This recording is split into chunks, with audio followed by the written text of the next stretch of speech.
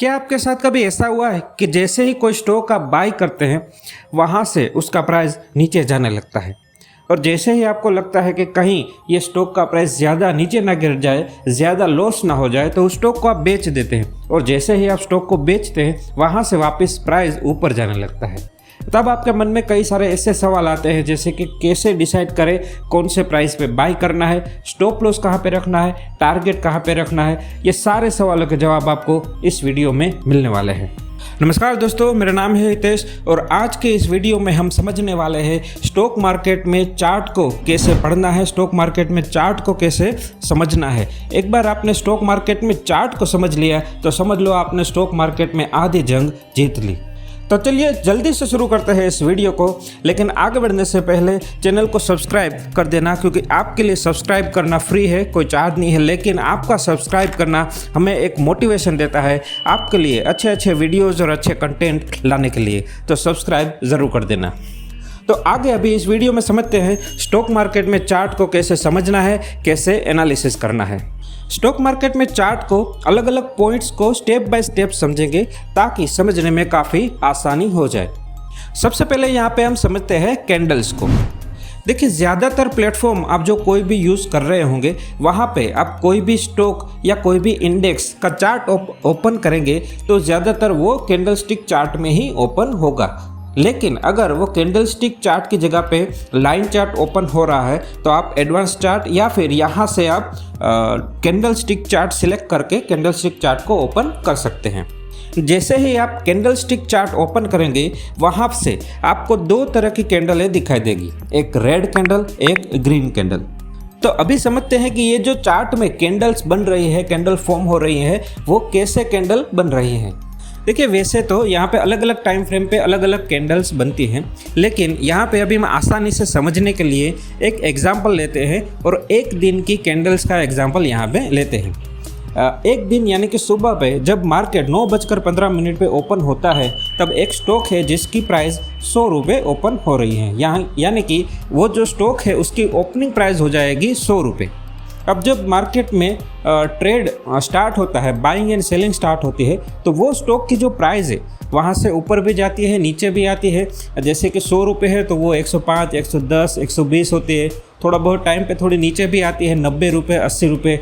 लेकिन जब मार्केट 3:30 पर जब मार्केट बंद होता है तब वो स्टॉक की प्राइस है 110 रुपये, यानी कि उसकी जो क्लोजिंग प्राइस हो जाएगी वो 110 रुपये होगी। अब ये यहाँ पे जो कैंडल बन रही है, यहाँ पे क्या हुआ कि जो ओपनिंग प्राइस थी 100 रुपये, लेकिन जब जो क्लोजिंग प्राइस है 100 रुपये से ऊपर 110 रुपये पर बंद रही, तो ये यहाँ पे बना रही है ग्रीन कैंडल। और जो ग्रीन कैंडल से ज़्यादातर तेज़ी का रुझान बताती है, क्योंकि जब ओपनिंग प्राइस है 100 रुपये, लेकिन वहाँ से जो क्लोजिंग हो रहा है वो 100 रुपये से ऊपर 110 रुपये पे बंद हो रही है। अब इसी एग्जाम्पल को वापस से ऐसे समझे कि जो स्टॉक की प्राइस मार्केट जब ओपन होती है तब जो ओपनिंग प्राइस 100 रुपये है, लेकिन जब मार्केट एंड होता है, बंद होता है 3:30 पर, तब ये स्टॉक की प्राइस 100 रुपये से नीचे 90 रुपये पे बंद हो रही है। तो उसकी जो क्लोजिंग प्राइस हो जाएगी 90 रुपये, वो 100 रुपये से नीचे है। यानी कि ये जो कैंडल बनेगी ये बनेगी रेड कैंडल। अभी आपको कैंडल कैसे फॉर्म हो रही है वो आइडिया आपको इसमें आ गया होगा।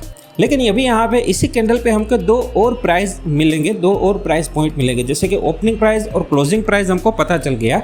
अभी इसमें दो और पॉइंट है, high price and low price. यानी कि पूरे दिन में जो भी ट्रेड हुआ उसमें जो सबसे हाई प्राइस, जो टॉप पे यहाँ पे जो कैंडल बन रही है वो यहाँ पे हाई प्राइस होगी, जहाँ पे बाइंग एंड सेलिंग हुआ सबसे हाई प्राइस पे सबसे ऊपर तक यहाँ पर स्टॉक की प्राइस गई है। और नीचे उससे उल्टा जो बॉटम है यहाँ तक, यानी कि सबसे लो प्राइस पूरे दिन में जो ट्रेड हुई, ये आपका बॉटम पे यहाँ पे लो प्राइस आपको इस कैंडल में मिल जाएंगे। तो एक कैंडल पे आपको कौन सी चार पॉइंट मिल रही हैं? एक जो सबसे पहले opening price, closing price, high price and low price. एक कैंडल पे आपको 4 प्राइस आपको यहाँ पे मिल रहे हैं। अभी यहाँ पे दूसरा पॉइंट हम जो समझते हैं वो है time frame and time duration. अभी हमने जो अगला एग्जाम्पल देखा कैंडल स्टिक वाला, उसमें यहाँ पे हमने जो ट्रेड किया, जैसे 9:15 से लेकर 3:30 पर हमने जो कैंडल स्टिक का एग्जांपल देखा, यानी कि वो जो कैंडल बनी वो पूरे एक दिन की कैंडल बनी, यानी कि डेली टाइम फ्रेम। यहाँ पे देखिए ये जो स्टॉक का चार्ट है या फिर कोई भी चार्ट आप ओपन करेंगे तब यहाँ पे आपको अलग अलग आपको यहाँ पे टाइम फ्रेम वाले ऑप्शन दिखाई देंगे, जैसे कि 1 minute, 2 minute, 3 minute, 5 minute, 15 minute, 30 minute, वैसे अलग अलग टाइम फ्रेम आपको यहाँ पे दिखाई देंगे। यानी कि आप अलग अलग टाइम फ्रेम का चार्ट यहाँ पे देख सकते हैं। अलग अलग टाइम फ्रेम चार्ट देखने का यानी कि यहाँ पे आप जो 3 मिनट वाला जो सिलेक्ट करेंगे, यानी कि ये जो कैंडल्स आपको दिखाई रहेगी 3 मिनट सिलेक्ट करने के बाद, तो ये एक कैंडल 3 मिनट का यहाँ पे रहेगा, यानी कि 3 मिनट टाइम फ्रेम का कैंडल यहाँ पे रहेगा। वैसे ही यहाँ पे 1 डे वाला आप सिलेक्ट करेंगे तो डेली टाइम फ्रेम यानी कि एक दिन का कैंडल आपको यहाँ पे चार्ट पे दिखाई देगा। अभी यहाँ पे आप जो नीचे यहाँ पे देखेंगे तो अलग अलग टाइम ड्यूरेशन आपको यहाँ पे दिखाई देगा, 1 डे, 5 डे, 1 मंथ, 1 ईयर, वैसे अलग अलग टाइम ड्यूरेशन आपको यहाँ पे दिखाई देगा। तो यहाँ से आपको क्या रहेगा कि आपको अगर 1 साल का जो स्टॉक या इंडेक्स या कोई भी चार्ट ओपन कर रहे हैं तो उसका जो प्राइस मूवमेंट आपको देखना है या फिर एनालिसिस करना है, तो पूरे 1 साल का मूवमेंट या 1 साल का डेटा आपको यहाँ से एक चार्ट में आपको दिखाई देगा। लेकिन अलग अलग यहाँ पे जो टाइम फ्रेम है, टाइम ड्यूरेशन है स्टॉक चार्ट में, उसमें देखने के लिए बेनिफिट क्या है, क्या बेनिफिट हो सकता है अलग अलग टाइम फ्रेम में देखने के बाद। तो उसके लिए सबसे पहले आपको अपने आप से सवाल पूछना रहेगा कि आपको ट्रेड कौन सा लेना है। आपको इंट्राडे ट्रेड करना है, शॉर्ट टर्म के लिए आपको स्टॉक्स बाय करना है, या फिर लॉन्ग टर्म इन्वेस्टमेंट के लिए स्टॉक बाय करना है, कैसे ट्रेड करना है, ये आपको अपने आप से पूछना है। उसके हिसाब से आपको स्टॉक में, चार्ट में या फिर कोई भी इंडेक्स या कोई भी चार्ट हो उसमें आपको टाइम फ्रेम या टाइम ड्यूरेशन सिलेक्ट करना रहेगा। मान लीजिए आप लॉन्ग टर्म के लिए आप स्टॉक्स को बाय करना चाहते हैं या फिर एनालिसिस करना चाहते हैं, तो आप यहाँ पे चार्ट में डेली टाइम फ्रेम में आप एनालिसिस कर सकते हैं, क्योंकि यहाँ पे आप देखिए डेली टाइम फ्रेम आप सिलेक्ट करेंगे तो पिछले थोड़े लंबे टाइम के ड्यूरेशन में आपको यहाँ पे स्टॉक में या फिर कोई भी चार्ट है उसमें मूवमेंट आपको पता चलेंगी। यहाँ पे आप नीचे टाइम ड्यूरेशन में आप 1 ईयर या उससे ज़्यादा 2 साल में आप चार्ट की जो प्राइस की जो मूवमेंट है उसको आप यहाँ पे एनालिसिस कर पाएंगे। अभी हमने यहाँ पे कैंडल्स क्या है, कैंडल्स कैसे फॉर्म हो रही है वो समझ लिया, time frame and time duration समझ लिया। अभी हमें यहाँ पे नेक्स्ट पॉइंट है ट्रेंड। ट्रेंड को कैसे समझना है। सबसे आसान कंसेप्ट है ट्रेंड को समझना। आप कोई भी चार्ट ओपन कर लीजिए, यहाँ पे 3 तरह के ट्रेंड हो सकते हैं। 3 तरह के अलावा और कोई दूसरा ट्रेंड इसमें हो नहीं सकता। एक अप ट्रेंड, दूसरा डाउन ट्रेंड, तीसरा साइडवेज। आप कोई भी चार्ट ओपन करेंगे उसमें पहले सबसे पहले आप टाइम ड्यूरेशन यहाँ पे 1 साल या उससे ज़्यादा का सिलेक्ट करिए।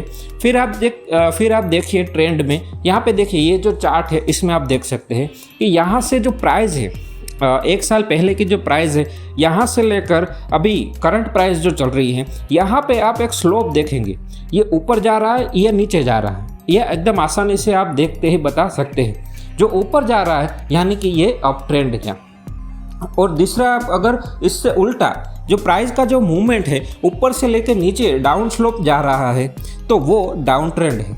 लेकिन अगर ये जो कोई प्राइस है वो किसी रेंज में अटका हुआ है, नहीं ऊपर जा रहा है नहीं नीचे जा रहा है, कोई एक छोटी सी रेंज में अटका हुआ है काफ़ी समय से, तो वो साइडवेज हो सकता है, साइडवेज कह सकते हैं, वो ट्रेंड है।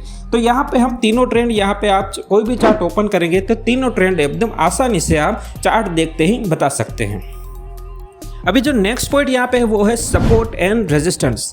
ये काफ़ी इंपॉर्टेंट पॉइंट है सपोर्ट एंड रेजिस्टेंस, क्योंकि ये सपोर्ट एंड रेजिस्टेंस आपको प्राइस डिसाइड करने में हेल्प करेगा कि कौन सी प्राइस पे आपको लेना है, स्टॉप लॉस कहाँ पे रखना है, टारगेट कहाँ पे रखना है, वो सारी डिटेल्स आपको सपोर्ट एंड रेजिस्टेंस से पता चल सकती है। तो आगे वीडियो पूरा ध्यान से देखेगा क्योंकि काफ़ी इंपॉर्टेंट पॉइंट्स कवर होने वाले हैं जिसको समझना बेहद ज़रूरी है। देखिए यहाँ पे हम सीधा चार्ट पे ही जाके समझते हैं सपोर्ट एंड रेजिस्टेंस क्या है। सपोर्ट यानी एक प्राइस पॉइंट ऐसा है जहाँ पे बायर्स रेडी बैठे हैं बाय करने के लिए, वहाँ से वापस प्राइस नीचे नहीं जाता, वापस वहाँ से प्राइस ऊपर चला जाता है। जैसे ही स्टॉक वो प्राइस रेंज में आएगा तो वहाँ से वापस ऊपर जाएगा या फिर थोड़ा उसी रेंज में टाइम बिताएगा, लेकिन उससे नीचे नहीं जाएगा। तो वो जो प्राइस पॉइंट है उसको हम यहाँ पे सपोर्ट कह सकते हैं। अभी यहाँ पे इस चार्ट में सपोर्ट को समझते हैं। इस चार्ट में देखिए 3350 की जो प्राइस रेंज है, यहाँ पे जैसे ही स्टॉक आता है वहाँ से नीचे नहीं जा रहा है, वहाँ पे थोड़ा टाइम बिता रहा है या फिर यहाँ से ऊपर जा रहा है, तो यहाँ पे 3350 की जो रेंज है उसको हम एक सपोर्ट कह सकते हैं। अभी यहाँ पे रेजिस्टेंट किसको कह सकते हैं? जैसे ही स्टॉक का प्राइस ऊपर जाता है वहाँ पे एक प्राइस पॉइंट ऐसा आता है जहाँ पे वो जो स्टॉक का प्राइस है वो अटकता है, वहाँ से वापस नीचे आता है या फिर उस प्राइस रेंज के आसपास थोड़ा टाइम बिताता है, तो उस प्राइस पॉइंट को हम रेजिस्टेंट कह सकते हैं। यहाँ पे इसी चार्ट में देखिए 3800 3830 के आसपास वो प्राइस अटकता है, वहाँ से वापस नीचे आ जाता है या फिर उस टाइम के उस रेंज के आसपास थोड़ा टाइम बिताता है, तो वहाँ पे हम उसको यहाँ पे रेजिस्टेंट कह सकते हैं। अभी यहाँ पे चार्ट में कोई भी चार्ट आपने एनालिसिस करे तो उसमें आपने सपोर्ट एंड रेजिस्टेंट को फाइंड कर लिया, तो ये हमारे किस काम आएगा? सपोर्ट एंड रेजिस्टेंट आपको स्टॉप लॉस लगाने में, टारगेट फाइंड करने में आपको काम लगेंगे। अभी यहाँ पे जो सपोर्ट एंड रेजिस्टेंट है वो बदलते रहते हैं, जैसे कि ये जो सपोर्ट है रेजिस्टेंट भी बन जाएगा और जो रेजिस्टेंट है वो सपोर्ट भी बन जाएगा। कैसे? देखिए अभी हमारे नेक्स्ट पॉइंट हम समझते हैं ब्रेकआउट एंड ब्रेकडाउन। यहाँ पे इसी चार्ट पे देखिए ये जो स्टॉक है यहाँ पे जो रेंज में फंसा हुआ 3830 से लेकर 3350, ऊपर जो हमारा रेजिस्टेंट है वो है 3830 के आसपास। जैसे ही वो रेजिस्टेंट ब्रेक करता है यानी कि ब्रेक आउट हो गया 3830 के ऊपर जाता है, तो स्टॉक वहाँ से ऊपर जाने की शुरुआत कर देता है, वहाँ से बाइंग मोमेंटम ज़्यादा बन जाता है, ऊपर चला जाता है। तो अभी यहाँ पे जैसे वो 3830 वो रेजिस्टेंट था, वो नेक्स्ट अभी यहाँ पे सपोर्ट बन जाएगा। अभी इससे उल्टा देखो तो यहाँ पे जो सपोर्ट है, अगर वो सपोर्ट की प्राइस जो है वहाँ से अगर वो ब्रेक कर देगा, नीचे जाएगा, तो वो वहाँ से ब्रेक डाउन हो जाएगा और वहाँ से जो स्टॉक का प्राइस है ज़्यादा नीचे जा सकता है। तो यहाँ पे हमने जो चीज़ें सीखी, support, resistance, breakout and break down, ये सारी चीज़ें हम यहाँ पे इस चार्ट में हमने देखी। अभी यहाँ पे ये जो support and resistance, breakout and breakdown, ये सारे जो वर्क कर रहे हैं वो किस बेसिक कंसेप्ट पे काम कर रहे हैं? वो है डिमांड एंड सप्लाई। जिस प्राइस पॉइंट पे ज़्यादा डिमांड यानी कि ज़्यादा बायर्स है वहाँ से प्राइस ऊपर जाएगा, जहाँ पे ज़्यादा सप्लाई है सेलर्स है वहाँ से प्राइस नीचे आएगा। जैसे रेजिस्टेंट, ऊपर का जो रेजिस्टेंट है वहाँ पे ज़्यादा सप्लाई है तो वहाँ से प्राइस नीचे आ रहा है, लेकिन जैसे ही वहाँ पे जो प्राइस पॉइंट है वहाँ पे सप्लाई से ज़्यादा डिमांड बढ़ गई तो वहाँ से वो ब्रेकआउट हो जाएगा, यानी कि वहाँ पे बायर्स ज़्यादा, सेलर की जगह पे बायर्स ज़्यादा आ गए हैं तो वहाँ से ब्रेकआउट हो जाएगा, स्टॉक की प्राइस वहाँ से ऊपर जा रही है। तो ये बेसिक कंसेप्ट एक शेयर मार्केट का है, डिमांड एंड सप्लाई का, उस पर ये सारी चीज़ें वर्क करती हैं। अभी यहाँ पे हमने ये जो सपोर्ट और रेजिस्टेंट, ब्रेकआउट एंड ब्रेकडाउन देखा तो उसमें हमको क्या सीखने को मिल रहा है? तो देखिए यहाँ पे जो एक जो रेंज है, एक देखिए कि ये जो रेंज में फंसा हुआ है, तो आप क्या सोचेंगे कि ये अगर रेंज में फंसा हुआ है, रेंज से बाहर निकले तो मैं यहाँ पे बाय करूँ। दूसरी बात, अभी ये रेंज से बाहर निकला तो जो रेजिस्टेंट था वहाँ पे एक सपोर्ट बन जाएगा, तो क्या रहेगा कि वो सपोर्ट के नीचे अगर थोड़ा प्राइस आता है तो वहाँ पे मैं स्टॉप लॉस रख सकता हूँ। दूसरी बात, ब्रेकआउट देने के बाद जो प्राइस की जो मूवमेंट है, पिछले आप डेटा देखें तो पिछले डेटा के हिसाब से प्राइस की जो मूवमेंट है, जो परसेंटेज जो मूवमेंट है, उसके हिसाब से आप अपना टारगेट तय कर सकते हैं। तो ये सारी चीज़ें आप ये चार्ट में support and resistance, breakout and breakdown analysis करके आप अपने हिसाब से एनालिसिस करके ये सारी प्राइस डिसाइड आप यहाँ पे कर सकते हैं। तो ये सारे बेसिक कंसेप्ट हैं जिसके बेसिस पे आप चार्ट को एनालिसिस कर सकते हैं, समझ सकते हैं। लेकिन और भी काफ़ी सारी चीज़ें होती है, जैसे कि टेक्निकल इंडिकेटर्स है, ऑस्किलेटर्स है, वो सारी चीज़ें आप लगा के चार्ट में ज़्यादा डीपली एनालिसिस कर सकते हैं। लेकिन वो सारी चीज़ें एक वीडियो में पॉसिबल नहीं है, तो उसके लिए अलग से पूरे वीडियो बनाऊँगा टेक्निकल इंडिकेटर्स के लिए, ऑस्किलेटर्स के लिए। तो उसके लिए आपको चैनल को सब्सक्राइब करना पड़ेगा और बेल आइकन को भी प्रेस कर दीजिएगा, ताकि जब भी मैं वीडियो पोस्ट करूँ, अपलोड करूँ, तो आपको नोटिफिकेशन मिल जाए और आपको तुरंत ही वो वीडियो देखने को मिल सकता है। आशा रखता हूँ कि आपको ये वीडियो ज़रूर पसंद आया होगा, तो अपने दोस्तों को शेयर ज़रूर कर दीजिएगा और वीडियो को लाइक ज़रूर कर दीजिएगा। Thank you.